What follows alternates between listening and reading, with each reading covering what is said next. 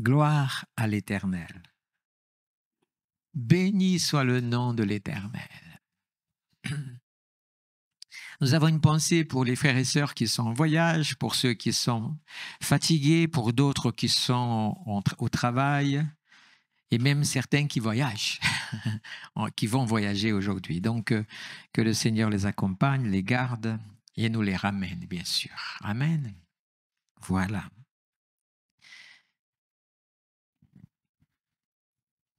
Dieu cherche des justes. Amen. Dieu cherche des justes. Je pourrais vous poser cette question, de combien de justes Dieu a besoin pour sauver, par exemple, une ville? Non, pas un seul. On va voir, Dieu cherche 10 personnes. 10 personnes, pas un.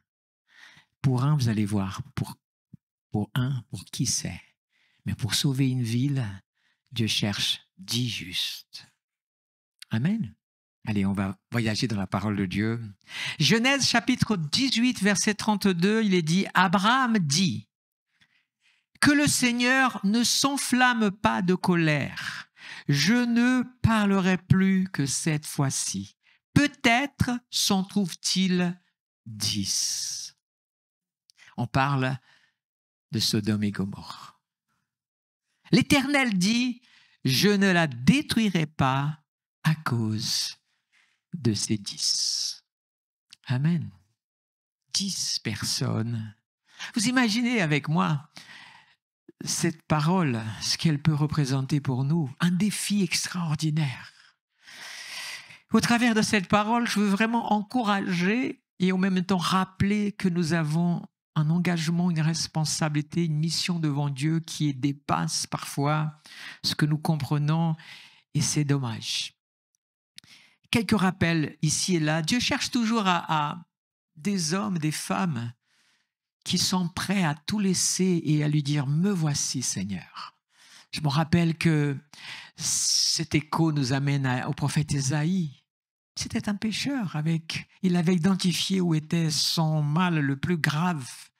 Des fois, nous avons besoin d'identifier aussi ce qu'on appelle notre tendon d'Achille. Nous avons besoin d'identifier, dire « Seigneur, c'est là que j'ai besoin que tu agisses parce que personnellement, je sais que par ma force, par mon intelligence, je ne pourrai pas, c'est toi, mais je te laisse la place. » Et après qu'il a reçu la voix de Dieu, qui vais-je envoyer? Qui ira nous représenter? Et il a dit, me voici. Amen. Gloire à l'Éternel. Nous sommes dans une période de grande joie, après plein de troubles et plein de choses. Il y a une espèce de parenthèse dans le pays à cause des Jeux Olympiques et on se réjouit de voir comment les gens sont heureux de voir. Pourquoi sont-ils heureux? Parce que les champions qui représentent le pays combattent bien, courent bien, et tous les sports dans tous les domaines, et ils remportent la grande médaille d'or. Et là, on a vu cette semaine, par exemple, en BMX, une triplette française qui a gagné les 3 médailles. On a peut-être vu hier, et c'était tendu de voir cette finale de judo entre 2 pays. Et ça a été comme ça. Et on est pris parfois dans la tension. J'étais chez Madé, il m'a dit, comment ça avoir chaud. Il y avait la chaleur, mais il y avait aussi cette tension. Et pour la nation qui reçoit, ça a été une victoire. Qui sont ces gens qui nagent plus vite que les autres? Qui sont ces hommes, ces femmes qui se battent à l'épée, qui courent, qui parfois même ont des accidents, comme c'est arrivé sur les vélos, j'ai oublié le terme, là, qui courent et qui sur les rochers et tout, et qui sont très risqués. Ce sont des hommes et des femmes qui ont dans le cœur quelque chose que les autres peut-être n'ont pas eu. Ils se sont préparés. Certains sont arrivés à une période de leur vie et ils ont dit, je me rappelle de quelqu'un qui n'est ni plus ni moins que le porte-drapeau cette année de la délégation française. Et lui, le journaliste expliquait, il s'est exilé en Australie pour pouvoir s'entraîner, pour sortir du milieu en France où il était, qui n'aurait pas été forcément favorable dans sa préparation. On ne sait pas de quoi il s'agit, mais ce qui est important ici, c'est qu'il a eu cette idée de se dire, là où je suis bien, c'est peut-être ma famille, mes amis, mon mode de vie, mais si je veux une médaille, j'ai besoin d'aller plus loin, j'ai besoin peut-être de m'exiler, de me séparer pour pouvoir bien me préparer. Et malgré qu'il a déjà, comme on dit en natation, un âge avancé déjà, au niveau de la natation, il est quand même arrivé et il a pris la médaille de bronze. Mais c'était déjà, c'est-à-dire qu'il est médaillé sur 4 Olympiades de suite. Et ça, c'est quand même extraordinaire. Vous voyez, je vous parle de quoi? C'est que ça, c'est les représentants de chaque pays. La cérémonie d'ouverture, on les voit. Cette année, c'était sur la Seine, sur les péniches, les bateaux. Et on voit qu'ils sont fiers. Ils ont la tenue de leur pays. Dans certains cas, ils lèvent le drapeau. Ils sont là. Mais vous savez, qui sont ces gens? Ce sont des élus. Parce qu'ils ont préparé. Ils ont eu d'autres qui auraient pu être là. Mais ils ont été vainqueurs. Amen. Ça vous parle? Et puis nous, qu'est-ce qui est arrivé? Nous aussi, nous avons accepté Christ.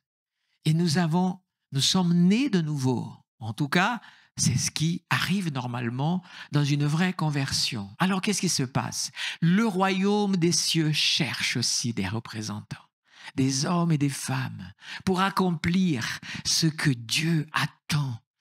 Parce que nous vivons aussi dans un monde qui, malgré ce temps de parenthèse qui paraît tellement merveilleux, c'est comme si on est dans une bulle. Mais notre réalité, elle ne va pas disparaître. Le lendemain des Jeux, on retourne à une réalité compliquée avec tous les soucis. Peut-être même que tu vis ces soucis, mais pendant ce moment-là, tu oublies un peu parce que tu partages avec d'autres. Mais ton problème est toujours là. Et savez-vous que le peuple de Dieu a une mission sur la terre, d'être aussi les héros du ciel, les représentants du royaume de Dieu, pour apporter quelque chose à la ville, à la nation, à la famille, au monde. Et Dieu nous qualifie, mais il faut déjà que nous soyons candidats à la qualification. Amen. Il faut que nous soyons les mêmes valeurs. Ce sont les mêmes valeurs spirituelles. Parfois, il nous faut nous séparer, nous éloigner des choses qui nous détruisent et qui font de nous tout simplement nous mettre en échec. À un moment donné, il faut que j'arrête avec ça. Il faut que je m'éloigne de ça. Il faut que je m'éloigne. Parfois, c'est triste de dire ça. Et je m'éloigne peut-être de certaines personnes parce qu'ils sont tellement nocifs et moi, j'arrive pas à prendre le dessus. Il vaut mieux s'isoler. Qu'est-ce que dit le livre des Proverbes? Il vaut mieux un chien vivant qu'un lion mort. Vous voyez? Tu veux être le lion, mais tu es par terre. Non, peut-être un chien, mais en pleine santé vivant, vaut mieux qu'un lion mort. Parfois, il faut être capable de reculer, de prendre du temps pour se ressourcer auprès du Seigneur et de revenir avec force et puissance par l'Esprit de Dieu. Amen.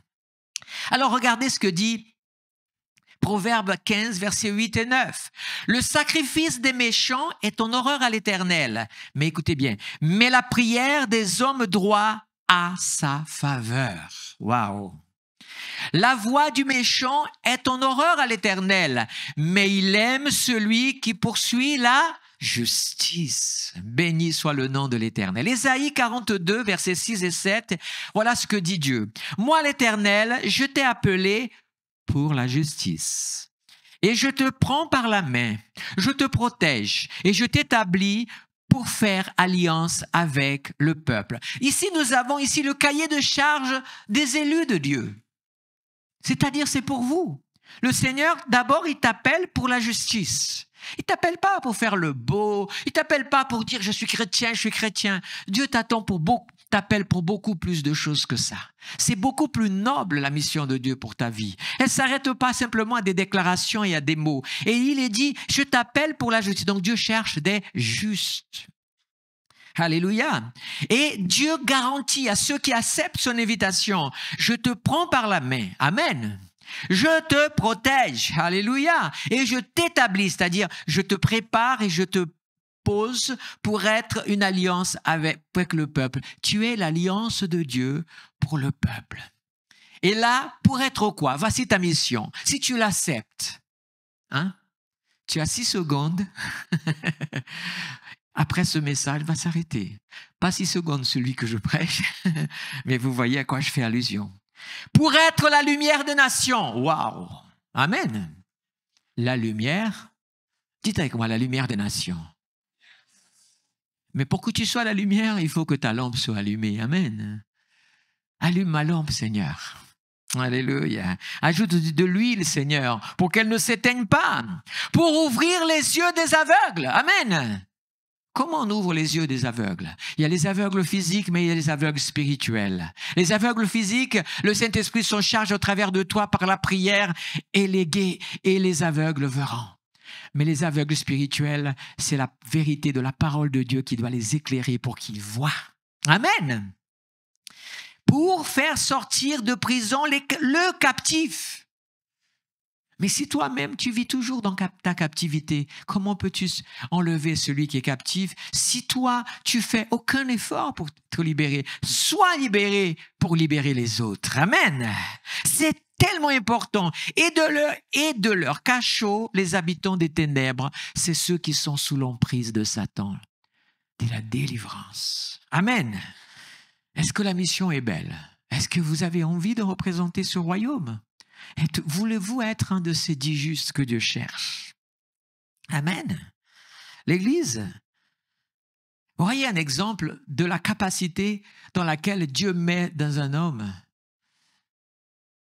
L'homme peut faire Dieu regretter des choses. C'est quand même incroyable. Exode 32, 9 à 12 et 14, il dit, l'Éternel dit à Moïse, ça c'est Dieu, Dieu a ras-le-bol. Je vois que ce peuple est un peuple à la nuque raide. Maintenant, laisse-moi, ma colère va s'enflammer contre eux et je les exterminerai. Mais je ferai de toi une grande nation. Ici, c'est incroyable. Moïse, s'il réfléchit un peu, et ça, c'est important que le chrétien comprenne, parce que ça, c'est un piège parfois que l'ennemi met dans notre cœur, c'est celui de penser qu'à nous. À moi, Seigneur, à moi. Et tant que tu n'es pas satisfait, tu fais rien pour Dieu. Tu fais pas de sacrifice parce qu'il faut d'abord que tu sois servi. Il faut que ça s'arrête, ça. Absolument. Il faut que tu goûtes à la mort de la croix en Christ pour ressusciter avec Christ. Vous savez que si vous ne mourrez pas avec Christ, vous ne ressusciterez pas, vous n'allez pas ressusciter avec Christ le jour de la résurrection. Donc il faut mourir avec Christ. C'est attaché l'un à l'autre.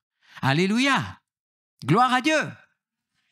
Béni soit le nom de l'Éternel. Alors, qu'est-ce qui se passe? Moïse aurait pu se dire, waouh, attends, le Seigneur va éliminer le peuple, il va encore m'élever plus. Mais écoutez la réaction de Moïse. Moïse implora l'Éternel son Dieu. C'est-à-dire que Moïse s'est pas arrêté à la phrase de Dieu. Moïse s'est arrêté à la phrase, j'ai ras-le-bol de ce peuple à cause de leur dureté de cœur, je vais les détruire. Et il y avait cette phrase, mais il s'est pas arrêté à ce qui était bon pour lui. Il s'est comporté comme un sacrificateur pour Dieu le Père. Mission que doit avoir l'Église. Sacrificateur. Vous êtes une race élue, un sacerdoce royal. Amen. Alors, qu'est-ce qu'il va dire, Moïse? Allez, on revient. Moïse implora l'Éternel, son Dieu, et dit, pourquoi, Éternel, ta colère s'enflammera-t-elle contre ton peuple que tu as fait sortir du pays d'Égypte par une grande puissance et par une main forte? Pourquoi les Égyptiens diraient-ils, c'est pour leur malheur qu'il les a fait sortir, c'est pour les tuer dans les montagnes et pour les exterminer de la surface du sol? Reviens, dit-il à Dieu. Vous vous rendez compte, dire à Dieu ça, change d'avis, Seigneur. Change d'avis, Seigneur. Reviens de l'ardeur de ta colère. Aie du regret au sujet du malheur de ton peuple. Et c'est extraordinaire. Et Dieu regretta le malheur dont il avait déclaré qu'il frapperait son peuple. Vous ne donnez pas gloire à Dieu plus que ça? Vous ne donnez pas gloire à Dieu plus que ça? Vous ne donnez pas gloire à Dieu plus que ça? Vous n'avez pas compris que si vous êtes là, c'est le résultat peut-être de prières de gens qui ont prié pour vous aussi. Si je suis là, c'est peut-être les prières de ma mère et des personnes qui m'aiment. Moi, je sais qu'une fois, j'aurais dû mourir.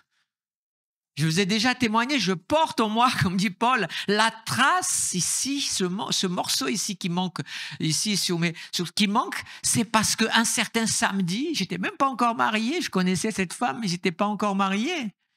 Mais ce jour-là, un samedi après-midi, dans une réunion de prière, mon pasteur qui était là-bas, moi, j'étais pas là-bas, mais il y a eu une parole de connaissance qui a dit, il y a quelqu'un qui va mourir ce soir. Levons-nous et prions sans savoir pour qui. Et ils ont prié. Moi, je sortais du travail. L'après-midi, on se dit avec un copain, on va aller regarder Mike Tyson qui va combattre ce soir. Donc, on va aller chez un frère qui habitait loin de la ville un petit peu. Et on est monté au moto. Et je vous dis, c'est une chose à ne pas faire. J'ai mis le casque, il était trop petit, serré. Alors j'ai dit, écoute, vous savez, on est jeunes, on fait des bêtises. Alors qu'est-ce que j'ai fait? J'ai laissé le casque dans la main et on est parti. Sauf qu'on ne savait pas. Apparemment, la lumière de derrière de la moto ne s'est pas allumée. Et donc, on a circulé dans cette nuit. J'ai le souvenir que d'une chose, c'est tout d'un coup, je me suis sur la moto, je me souviens d'avoir regardé derrière, je vois une lumière et puis c'est fini. Je me rappelle simplement quand les pompiers sont en train de me mettre dedans.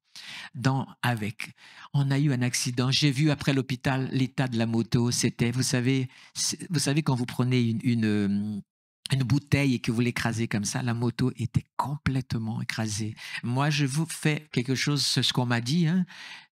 D'un moment, quand il a touché la moto, je suis parti en l'air, fracassé la tête contre le pare-brise de la voiture, derrière la voiture et par terre.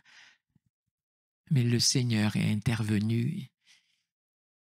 Vous êtes le résultat de beaucoup de prières. Vous êtes le résultat d'intercession. Vous êtes le résultat des hommes et des femmes qui prient pour vous. Que Dieu parfois, je connais des témoignages et je peux vous assurer que combien de fois j'entends des témoignages des frères qui disent « Je me suis levé avec une douleur à quelque part dans le corps et du coup je dis « Je ne comprends pas cette douleur » et la personne me dit « Ah mais tu sais, j'ai prié au Seigneur. Seigneur, cette douleur, je ne comprends pas pourquoi je l'ai, mais tout d'un coup vient cette prière d'intercession. Seigneur, si quelqu'un est en train de souffrir quelque part avec cette douleur et que tu me la fais sentir, j'intercède pour cette personne. Et au moment où la personne commence à intercéder pour quelqu'un, pas pour elle, mais pour une autre personne, sans savoir qui c'est, où c'est, sa douleur disparaît. Mais maintes et maintes fois, j'ai vu ce genre de choses. Parce que Dieu cherche des justes, des hommes et des femmes qui sont prêts à se mettre à la brèche. Dites avec moi, s'il vous plaît, Église, je suis le résultat, le fruit des prières de quelqu'un. Des prières de quelqu'un. Et dis avec moi, que ce soit de mes parents, de mes amis, de mes pasteurs ou des intercesseurs, mais je bénis l'Éternel parce que quelqu'un a prié et prie pour moi encore. Alléluia! Béni soit l'Éternel. Dieu cherche des justes pour faire la différence. Dieu a regretté. Alléluia. Job dira, j'ai pas donné cela à Martine, mais c'est pas grave. Il a dit, si quelqu'un est malade, alerte, et quelqu'un souffre, et déjà dans le groupe à la porte du tombeau pour mourir, mais il est dit dans le texte de Job 33, mais s'il se trouve pour lui un ange intercesseur, un seul entre 1000, waouh, qui annonce à l'homme son devoir. Ça veut dire que cet homme va mourir à cause de ses péchés. Mais il y a quelqu'un qui a dit, je vais le dire, c'est peut-être mon ami, c'est peut-être ma famille, mais je ne veux pas qu'il se perde sans que je lui dise la vérité. Il a besoin d'abandonner son péché pour recevoir la vie éternelle. Ne couvrons pas par par amitié le péché des autres, alors que vous savez que s'ils restent dans leur péché, sans connaissance de la vérité pour le salut, ils peuvent se perdre. Dieu cherche des gens qui portent en eux la justice de Dieu, la vérité de Dieu, l'amour de Dieu. Amen. Oh, béni soit le nom de l'Éternel. J'aime beaucoup cette expression d'Ésaïe 65:8. Écoutez bien. Ainsi parle l'Éternel. Quand il se trouve du jus dans une grappe, on parle de quelle grappe ici? De raisin, on est d'accord? On dit, ne détruis pas, car il y a là une bénédiction. C'est beau ça. On va, vous savez, c'est comme si le vigneron, il va détruire sa vigne. Oh non, attends, ne détruis pas encore. Il y a ici encore quelques raisins. Il y a encore, on va plutôt cueillir cela plutôt que mettre le feu ou couper tout. Non. Et là, il est dit, car il y a une bénédiction. J'agirai de même à cause de mes serviteurs, ainsi je ne détruirai pas l'ensemble. Église, lève-toi, Église. Même si, comme dit la Bible, le monde vit dans les ténèbres, mais l'Église, c'est le reste lumière. Dieu regarde, à cause de mes enfants, à cause de mes serviteurs, je ne détruirai pas tout le monde. Il y a encore de l'espoir. Amen. Il y a encore de l'espérance. Il y a encore un peu de jus. Alléluia. Il y a encore un peu de jus. Alléluia. Vous avez déjà vu ces enfants qui parfois, ou vous comme vous étiez, vous prenez une boisson et puis elle est tellement bonne et vous buvez comme ça. Et vous buvez. C'est bon et vous ne voulez pas que ça finisse. Vous regardez, il y a encore un petit peu. Vous allez jusqu'au bout parce que vous avez apprécié. Non? Ça vous est déjà arrivé ou pas? Hein, quand c'est bon, c'est bon. Il y a encore un peu de jus. Dis à ton voisin, il y a encore un peu de jus dans ta vie. Et ce jus s'appelle la bénédiction de Dieu pour ta vie. Alléluia. Béni soit le nom de l'Éternel. Venons maintenant à l'aspect compréhension de ce message. Je vous ai dit que pour Sodome et Gomorrhe, le chiffre de 10 était suffisant. Pas le chiffre inférieur. Le chiffre supérieur, il va de soi, qui peut le plus. Mais le 10 était le numéro clé de Dieu. Et j'aimerais simplement un peu, comment dire comme ça, c'est pas quelque chose qu'on comprend tout simplement par un cours de théologie, quelque chose où on a besoin que le Saint-Esprit parfois nous dirige à comprendre. Et là, vous avez ce chiffre de 10. Je veux vous rappeler un passage intéressant, c'est à l'époque de Noé. Il est dit dans Genèse 6, 6 à 9, il est dit « L'Éternel regretta d'avoir fait l'homme sur la terre et son cœur fut affligé. L'Éternel dit « J'effacerai de la surface du sol l'homme que j'ai créé jusqu'au bétail, c'est ça, et aux oiseaux du ciel, car je regrette de les avoir faits. Mais, alléluia, mais, gloire à Dieu, Noé obtint la faveur de l'Éternel. Combien ici ont le sentiment et le désir d'avoir la faveur de l'Éternel? C'est incroyable, obtient la faveur de l'Éternel. Si l'Esprit de Dieu qui a ressuscité Christ habite en toi, alors tu seras ressuscité avec Christ. C'est la faveur de l'Éternel. Amen. Alors, continuons. Voici la postérité, il dit juste derrière, et voici la postérité de Noé, un homme juste, intègre, parmi ses contemporains. Noé marchait avec Dieu. Dis encore à ton voisin, marche avec Dieu. Ne lâche pas la main de Dieu. Marche avec Dieu. Ne laisse pas la main de Dieu. Quand vous avez vos enfants, vos petits-enfants et que vous vous promenez, qui lâche la main de qui? On est d'accord? On est d'accord. Ce n'est pas les parents qui lâchent la main des enfants, c'est les parents qui arrachent la main pour courir. Et après, l'autre jour, on était en train de faire les courses et on avait les petits-enfants. C'était cette semaine, non? Et tout d'un coup, le petit Marc-Ange, qu'est-ce qu'il nous fait? Alors, ce qui était en charge de lui pour les courses, on avait 2 chariots, donc chacun prend un. Et puis, cette fois-ci, elle était avec Marc-Ange. Et pendant qu'on était à la caisse, Marc-Ange, qu'est-ce qu'il a fait? Il a lâché la main. Et tout d'un coup, je n'ai jamais vu ce qui est arrivé. Il est parti en courant dans une course. Il s'est cru aux Jeux Olympiques. Je crois que ses parents l'ont fait regarder trop les Jeux Olympiques. Il s'est mis à courir. Et du coup, j'ai dit, ça, c'est le tien. Et du coup, elle est partie par là et moi avec Mathéo dans l'autre sens. Mais ça a été une peur. Parce que pendant que moi j'allais, mon cerveau se dit, j'espère qu'il va quand même pas sortir du centre commercial et traverser la rue. Toutes les peurs nous viennent à ce moment-là. Et elle l'a trouvé bien loin, assis.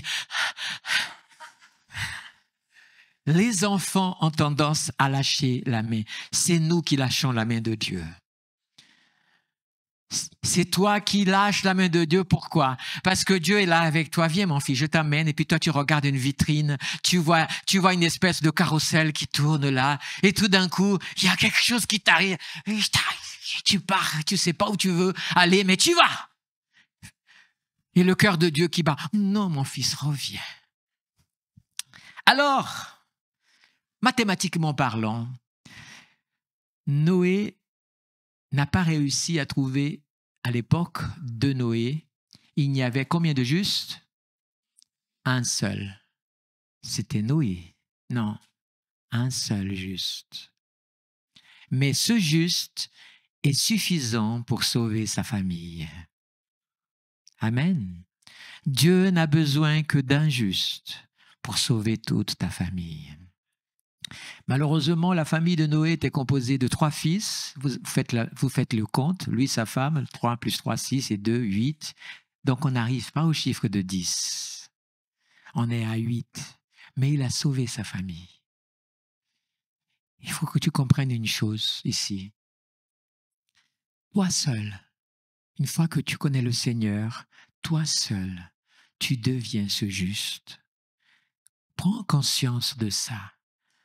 Tu es devant Dieu responsable pour le salut de ta famille. C'est à toi. Le problème, c'est que nous voulons le salut. Ça, j'en doute pas. Mais nous ne faisons pas des fois ce qu'il faut. Parce que la Bible dit, vous n'avez pas à lutter contre la chair et le sang. Donc, les problèmes spirituels ne se règlent pas par des paroles de persuasion, par des cadeaux, par des embrassades, par des compromis. Elles se gagnent le genou à terre, pendant des nuits, des jeûnes et prières, mais en disant, Seigneur, cette personne de ma famille ne va pas se perdre. Et je le revendique devant toi. Je suis la lumière pour eux. Et quand tu es avec eux, tu distilles l'amour de Christ, la vérité de Christ, l'amour de Christ. Mais je peux t'assurer que le Seigneur intervient.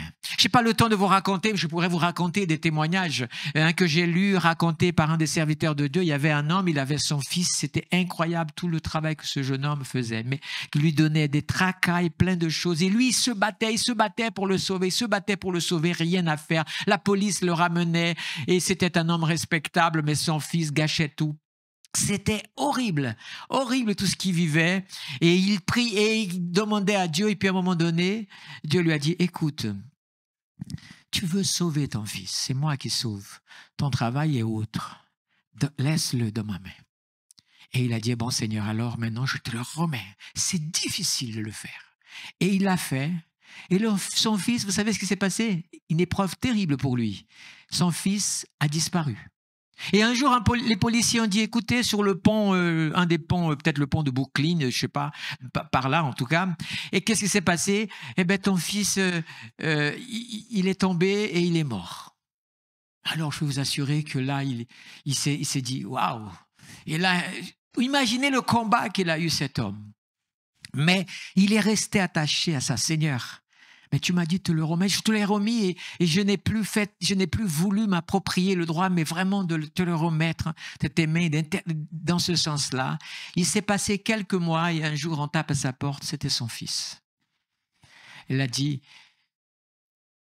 il était parti et il a fait 1001 choses, mais un jour il a rencontré une communauté où il était dans une situation pitoyable. à cause des drogues et tout ça. Et il a rencontré une communauté chrétienne qu'il a retrouvée, qui s'est occupé de lui, qui a parlé l'évangile et il a vécu. Et pendant quelques mois, il a vécu avec Christ une nouvelle vie. Et ce jour-là, il était devant son Père en disant, maintenant je suis une nouvelle créature et je sers le Seigneur. Persévérance dans la prière. 1. N'oublie pas, tu as plus que tu ne penses avoir. Ta famille est difficile, ta famille a ceci, a cela. Ne lâche pas le pied du Seigneur dans la prière pour eux. Moïse a sauvé sa famille. Amen. Il y a un mystère ici, puisqu'on parle du 10, j'ai besoin de vous parler d'un mystère qui paraît une parenthèse dans cette réunion, c'est le mystère de la dîme. Le mot 10, que vous sachiez, est un mot qui est masculin dérivé d'un féminin dans l'hébreu.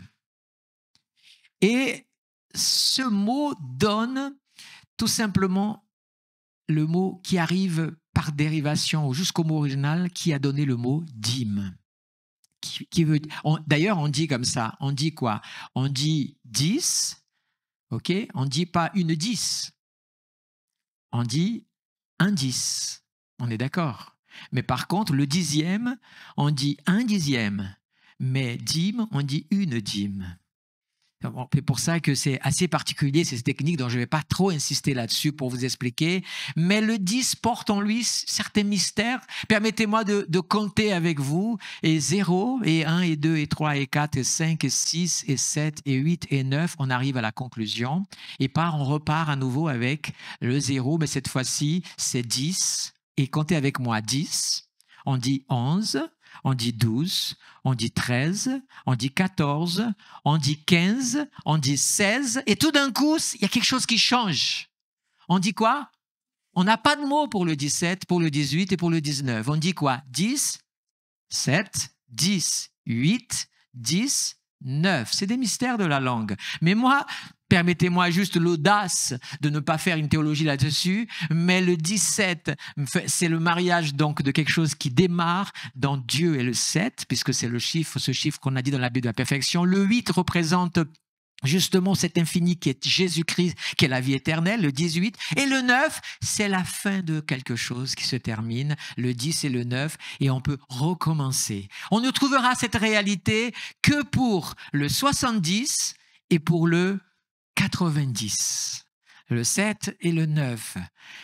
Ne me demandez pas d'aller plus loin, ce n'est pas le but du message, mais j'aimerais simplement vous dire que dans la dîme, voilà ce que dit Malachie 3.10. Et là, j'aimerais que vous compreniez ce que je veux dire. Apportez à la maison du trésor toutes les dîmes, ok, afin qu'il y ait de la provision dans ma maison. Mettez-moi de la sorte à l'épreuve, dit l'Éternel des armées, et vous verrez si je n'ouvre pas toutes les écluses du ciel et si je ne déverse pas pour vous la bénédiction au-delà de toute mesure.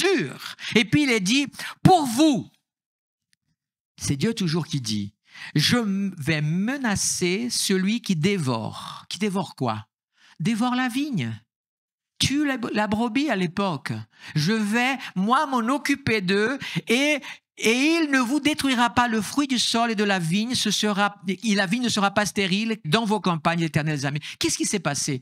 Le mystère de la dîme que Dieu a établi, peu importe les discussions qu'il y a, les différentes églises et tout ça, c'est pas le but de mon message ici. C'est de dire simplement que selon la parole de Dieu, quand Dieu a dit amener la dîme de tout, les dîmes de tout au peuple, Dieu est en train de dire avec ce 10, ce dixième, ce 10%, comme vous voulez l'appeler, il y a quelque chose qui s'ajoute dans ta vie, qui s'ajoute dans ta maison, ma bénédiction. Pourquoi? Parce que vous soyez chrétien, que vous soyez athée, que vous soyez quoi que ce soit, je vais vous dire une chose, l'adversaire, il ne regarde pas quelle est ta croyance, quelle est ta religion. Le but à lui, c'est de détruire l'homme pour l'amener, lui, à la perdition. Détruire sa richesse, à moins que sa richesse soit un acte aussi de choses mauvaises, donc dans les arbres. Mais pour un enfant de Dieu, c'est une forme de bénédiction et de grâce d'agir comme ça. Si les chrétiens pouvaient comprendre cette dimension spirituelle pour leur vie, mais ça leur appartient, c'est ta relation avec Dieu, mais je te donne juste ce mystère qui est lié au 10 aussi. Toujours le 10, si je trouve 10 justes, je ne détruirai pas Sodome et Gomorrhe. Amen. Ça, c'est Malachie. Et je vais terminer avec ce texte de Jacques, chapitre 5, versets 16 à 20. Confessez vos péchés les uns aux autres et priez les uns pour les autres, afin que vous soyez guéris. Amen. La prière agissante de qui? Du juste, a une grande efficace. Ne doute pas quand tu pries. Ne doute pas quand tu pries. Et il va prendre ici ce qu'on appelle une comparaison, celle d'un grand prophète, mais grand prophète, puisqu'Élie était un homme de la même nature que nous. Élie représente ici la personne de Jésus aussi. Jésus était de la même nature que nous, mais pourtant plus parfait que le prophète Élie, bien sûr. Par la suite, on le sait, qu'il est. Était un homme de la même nature que nous. Donc, quelle que soit ta nature, tu es un humain, ne doute pas. Si tu laisses la gloire de Dieu dans ta vie agir, tu verras la gloire de Dieu comme tu ne n'imagines même pas. Il pria avec instance pour qu'il ne pleuve pas et il ne tomba pas de pluie sur la terre pendant 3 ans et 6 mois. Puis il pria de nouveau alors et le ciel donna la pluie et la terre produisit son fruit. Permettez-moi de vous rappeler que cette affaire de prier pour qu'il pleuve, vous vous souvenez de ce témoignage qu'on a vécu il y a quelques années? Il y a déjà quelques années. C'était quand même quelque chose. Dieu, quand il nous conduit à prier, on prie. Rappelez-vous, c'était un été terrible. Nous avons un météorologue à l'église, donc c'est lui qui m'a ensuite après étayé. Il n'y avait pas de pluie. Il n'y a pas eu de pluie pendant une période énorme. C'était l'époque où je faisais encore les émissions radio, donc c'est un enregistrement qui existe. Mais Dieu nous a conduits. Dieu a mis, je me rappelle qu'il y avait eu un grand incendie au Portugal cette année-là, et tout d'un coup, je ne sais pas, pourtant il y a des incendies partout, mais ce jour-là, j'ai senti dans mon cœur comme un fardeau, comme une souffrance à cause de cette sécheresse, et j'ai commencé à prier, Seigneur, mais les gens en train de mourir et tout ça, et je suis resté dans cet état d'esprit, et tout de coup en faisant cette émission, j'ai fait quelque chose qui n'est pas évident parce que je faisais l'émission à la radio RCF. Et je faisais cette émission et j'ai fait cette émission spéciale. C'était un enregistrement d'un mercredi, ça passait le samedi et je me souviens que j'ai prié pour que le Seigneur envoie la pluie. Il n'y avait pas de prévision de pluie. Et le Seigneur, et je me rappelle que j'ai prié le mercredi, mais l'émission ne rentrait en ligne que le samedi. Donc, j'ai prié le mercredi, après je suis resté Seigneur, mais qu'est-ce que j'ai fait? J'ai prié, j'ai prié pour les gens dire quoi? Et j'ai prié et je suis resté le mercredi. Le jeudi, je regarde, tiens, le soleil, ça tape fort, rien du tout. J'ai dit, bon, ben ok. Et je pensais pas là, comment Dieu faisait. Le vendredi, le soleil est toujours là. Et puis, l'émission se passait le samedi matin. Et le samedi matin, un petit nuage. L'émission est passée et il a plu. Vous vous rappelez ou pas? Et il a plu ce jour-là. Dieu a envoyé la pluie. Et après, il y a eu quelques pluies qui sont tombées encore pendant les quelques jours. Dieu fait grâce. Et si vous regardez, et Patrice m'a montré la météo, il n'y avait pas eu de pluie déjà depuis des semaines. Il est tombé cette pluie ces 2 jours-là, et ensuite il n'y a pas eu de pluie pendant plusieurs semaines encore. Est-ce une coïncidence qu'il pleuve justement là?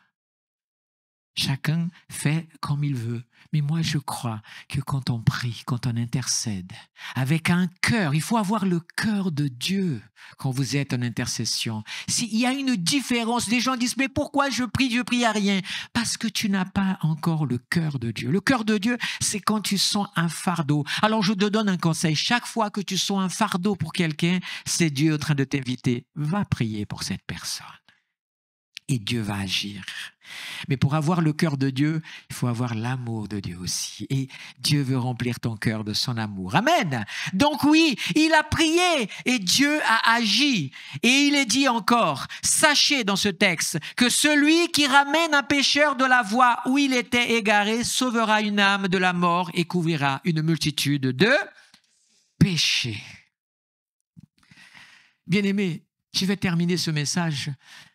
J'ai fait simplement quelque chose, ce n'est pas de la théologie, mais j'aimerais simplement partager cette pensée. À l'époque de Noé se trouva qu'un seul, mais il a sauvé sa famille, 8 personnes, moins de 10, donc on est resté là parce qu'il était le seul juste. Rappelez-vous de Sodome et Gomorrhe, 10 suffisaient. Combien de justes il y avait à Sodome et Gomorrhe? Un seul. Combien sont sortis? 4.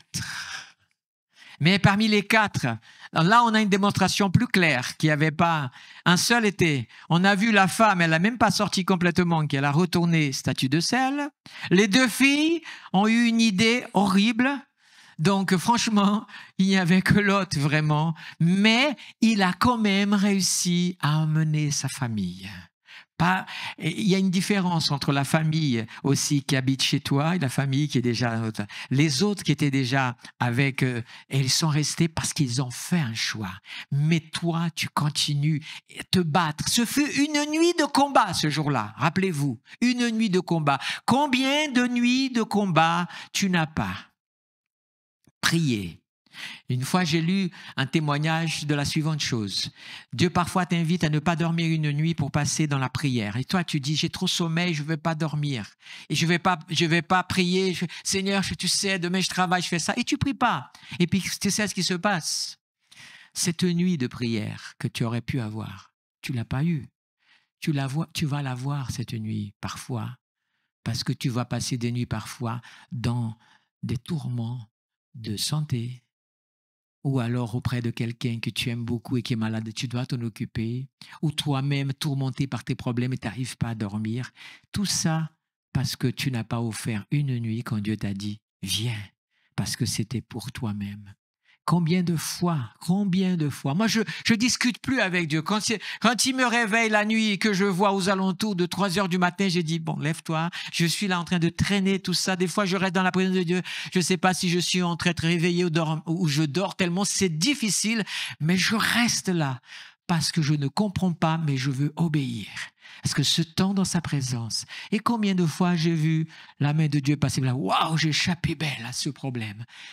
Parce que cette nuit-là, j'ai été dans sa présence. Je ne suis pas meilleur que vous. Faites pareil. Quand Dieu vous invite, Dieu vient te chercher. 1 personne pour une famille. Amen. 10 personnes pour une ville. Alors j'ose dire 100 pour une nation. Ou 1000 pour une nation. C'est un vrai défi. C'est un vrai défi. Et j'aimerais qu'à un moment, on puisse se dire, waouh Seigneur, est-ce que je veux faire partie des justes qui intercèdent, qui prient? C'est là que ça se trouve. Nous vivons dans cette période tellement difficile où on est pris, happé par tellement de choses. Et malheur à nous si on ose dire à quelqu'un, mais t'as manqué ça, t'es pas venu à la prière. Non, je vous rappelle que c'est dans la prière qu'il y a toutes les victoires de l'Église. C'est dans la prière. Mais de la prière persévérante, pas la prière faite par quelqu'un en particulier ou la prière faite à un moment donné. C'est la prière.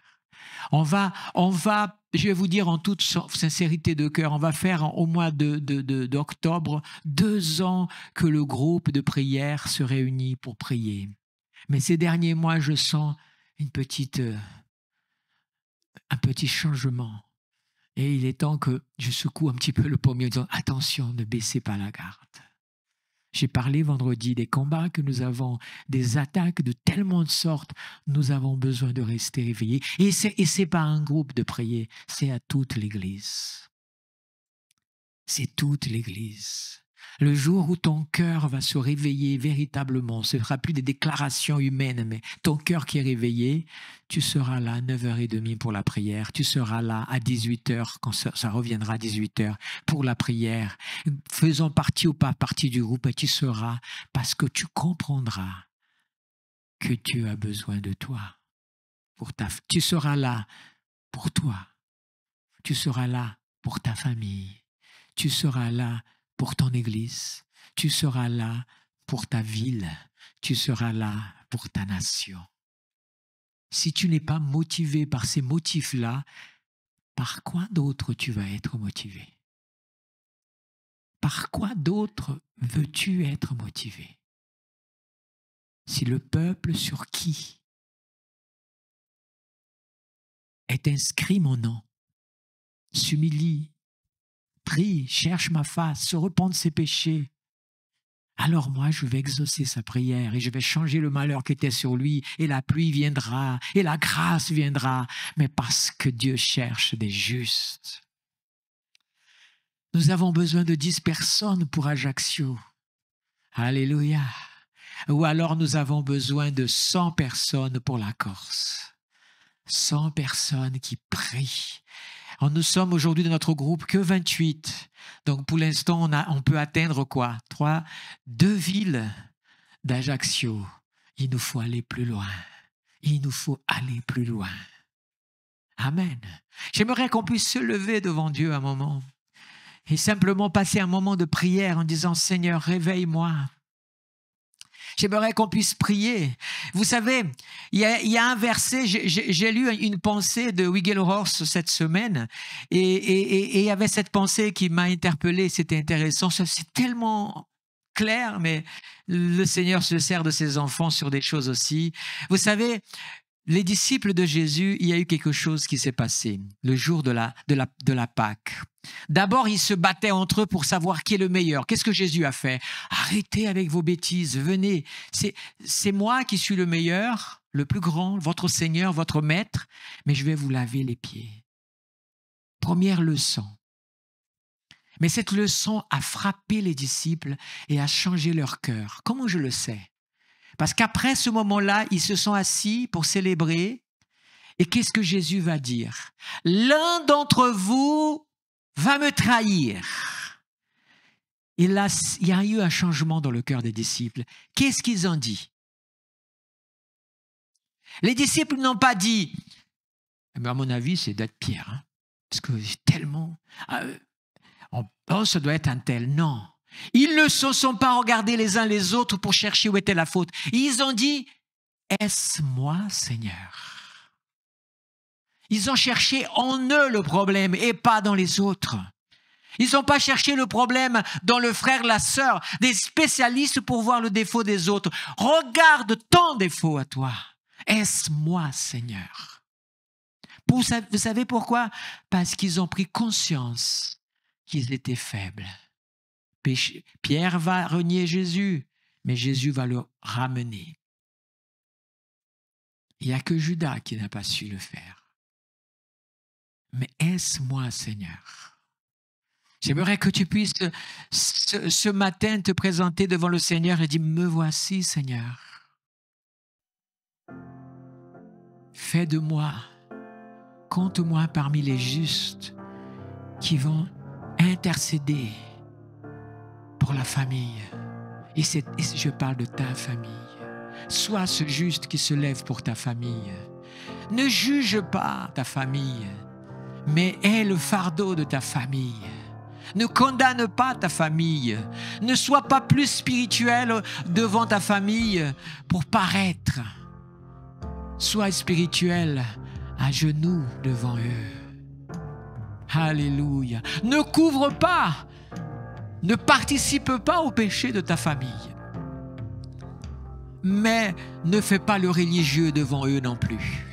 Trouve la sagesse de Dieu pour savoir comment agir dans ces moments-là. Mais tu sais où tu vas la trouver, cette sagesse? C'est la nuit. C'est des moments où tu seras à genoux devant Dieu en disant, Seigneur, donne-moi la sagesse. Je ne sais pas faire comment gagner ma famille, mais moi, je veux la gagner. Je sais que je suis la lumière de Dieu pour ma famille. Tu aimes ta ville? Alors, lève-toi pour intercéder pour ta ville. Tu vois ce qui se passe dans ta ville et combien de fois tu te dis, mon Dieu, mais tellement de choses, je suis tellement triste de voir cette ville faire des choses horribles et tout ça. Ça sert à quoi de se lamenter? C'est bien de se lamenter si c'est un fardeau de Dieu qui t'amène aux pieds de Jésus pour prier. Si c'est juste pour faire des analyses humaines et des commentaires humains, ça ne sortira pas ta ville du malheur. Mais c'est au pied de Jésus que tu dois pleurer. Si tu dois dire tout ton écœurement de la souffrance que tu vois, dis-le devant le Seigneur et pas devant les hommes. Tu aimes ton pays? Tu aimes ta nation? Elle est pécheresse. Elle pratique des choses peut-être qui choquent ta foi, qui te laissent, comment dire, dans le jargon de certains, dégoûtés. Tu as le choix. Tu peux aller devant la télé, tu peux aller dans les journaux, tu peux même faire des pétitions et signer des pétitions. Ou alors tu comprends que ce n'est pas dans l'humain, mais dans le spirituel. Tu peux aussi aller au pied de la croix et intercéder. Alors on se dit, oui, mais on voit que ça ne change pas. Parce que parfois l'Église ne fait pas. Elle est indivisée déjà entre elles, des fois divisée au fond d'elle-même. 1000, j'ose inviter 1000 personnes qui se trouveraient dans ce pays avec un engagement de prier pour la nation, mais à pleurer pour la nation. Peu importe s'ils ne viennent pas de la même église, mais 1000 pour une nation. Alors, Dieu regardera des cieux et il dira, y a-t-il quelqu'un qui intercède? Y a-t-il quelqu'un? Y a-t-il du jus encore sur cette terre pour qu'elle ne soit pas détruite? Alors oui, Dieu verra 1000. Dieu verra 100, Dieu verra 10, Dieu verra toi aussi. Et Dieu descendra du ciel et Dieu interviendra. Oh Seigneur, viens toucher nos cœurs. Nous nous repentons, Seigneur, de nos raisonnements. Nous nous repentons, Seigneur, de participer parfois aussi avec le monde à ce qui te déplaît. Mais nous te demandons que vienne un esprit de grâce sur ton peuple, un esprit de repentance et d'humilité, un esprit rempli de l'amour du Père, un esprit qui porte le fardeau de la souffrance des autres, du malheur des autres, et un cœur qui désire se lever pour Dieu, avec la justice de Dieu, l'amour de Dieu, la patience de Dieu, la longanimité de Dieu, qui veut se lever avec le courage de Dieu pour intercéder, se renier à soi-même, parfois laisser des moments de plaisir, des moments de distraction pour être dans la présence de Dieu, parce que à ton cœur, ta cause est plus grande et plus importante. Alors je te dirai et je te prophétise sur ta vie, alors viendra un moment où tu viendras à la réunion et tu seras comme un cabri qui saute de joie en disant, le Seigneur a sauvé, le Seigneur a libéré, le Seigneur a agi, le Seigneur a répondu à mes prières. Il est fidèle. Loué soit l'Éternel. Alléluia. Esprit de Dieu, agis, je t'en prie, dans les cœurs, dans les vies. Agis, Saint-Esprit de Dieu. Agis, Saint-Esprit de Dieu. Agis, Seigneur. Voici nos cœurs. Voici nos cœurs, Seigneur. Nos cœurs sont comme une table où tu peux écrire ta parole dans nos cœurs pour qu'on ne puisse pas pécher contre toi. Seigneur, ta parole est une lumière pour nous. Éclaire-nous. Oh, tu as dit, Jésus, vous êtes la lumière du monde et le sel de la terre. Oh, Saint-Esprit, réveille ceux qui dorment. Réveille ceux qui dorment. Amène la vie. Pour que nous soyons aussi les porteurs d'eau, de lumière pour ceux qui ont besoin de la grâce de Dieu. Esprit de Dieu. Esprit de Dieu. Alléluia. Alléluia. Alléluia. Alléluia. Alléluia. Saint-Esprit, ta parole a été transmise à mon cœur et au cœur de ceux qui m'écoutent ce matin et de ceux qui m'écouteront sur les réseaux sociaux. Mais c'est toi, Saint-Esprit, je te prie, convainc, Saint-Esprit, des hommes et des femmes à se lever pour chercher ta face, pour chercher ta face, pour chercher ta face, pour chercher ta face. Alléluia. Alléluia. Alléluia. Oh, alléluia. Alléluia. Béni soit le nom de l'Éternel. Alléluia. Oh, alléluia. Sur Paris, la dernière fois, je suis tombé sur un site. On a créé un groupe de prière. De temps en temps, on se retrouve. Ils avaient créé un groupe. J'ai dit, je vais m'inscrire à ce groupe parce que c'est pour prier pour la nation. Je me suis inscrit et j'ai dit comme ça, je vais recevoir. Et quand ils vont faire des réunions, et j'ai même eu à cœur, je me dis, si un jour je suis sur Paris et que ça tombe en week-end où ce groupe fait 24 heures de prière, ben j'irai me rejoindre pour passer 1 heure ou 2 heures avec eux parce que c'est dans l'unité que l'Église est forte, dans la prière. Alléluia. Parce que j'aime. Alléluia. Vous allez sur les réseaux sociaux, vous aimez quelque chose, vous dites j'aime. Alléluia. J'aimerais vous faire cette comparaison et que tu puisses recevoir un jour un j'aime de Dieu dans ta vie. Alléluia. Combien veulent recevoir des j'aime de Dieu dans ta vie? Dieu descend du ciel et regarde ta vie, regarde ce que tu es en train de faire. Et là, le Saint-Esprit dit, j'aime ça, mon enfant. Alléluia. J'ai aimé ton attitude. Alléluia. J'ai aimé ce que tu as fait. Tu m'as représenté. Tu as parlé de moi. Tu as parlé par moi. Même parfois, tu as défendu ma cause pour qu'une âme soit sauvée, pour qu'une vie soit transformée. J'aime. Alléluia. Alléluia, tu es le réseau de Dieu. Alléluia. Et Dieu consulte tous les jours ta vie. Et il ajoute un j'aime à ta vie. Alléluia. Oh, merci Saint-Esprit. Merci Saint-Esprit.